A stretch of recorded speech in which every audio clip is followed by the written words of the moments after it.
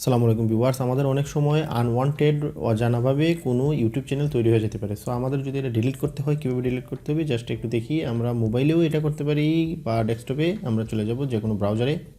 So browser open হওয়ার পর আমরা সার্চ বাটনে লিখবো জাস্ট ইউটিউবে ক্লিক করি। ইউটিউব ওপেন হওয়ার পর আমরা চলে যাব ডান পাশে, এই যে নাম দেখাচ্ছে এখানে।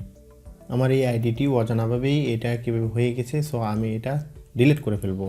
আমি চলে যাব এখান থেকে নিচের দিকে সেটিংসে, এখান থেকে যাব view advance setting.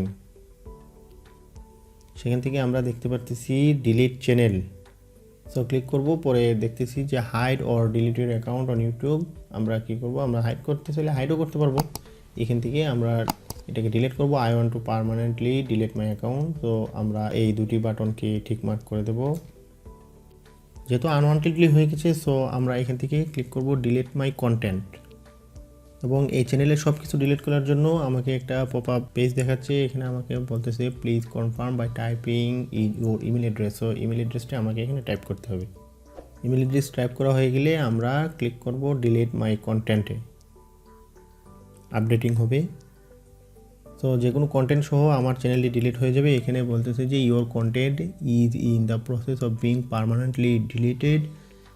So viewers, এভাবে আপনার আনওয়ান্টেড চ্যানেলটিকে ডিলিট করতে পারেন এবং অবশ্যই চ্যানেলটিকে সাবস্ক্রাইব করে পাশে থাকবেন।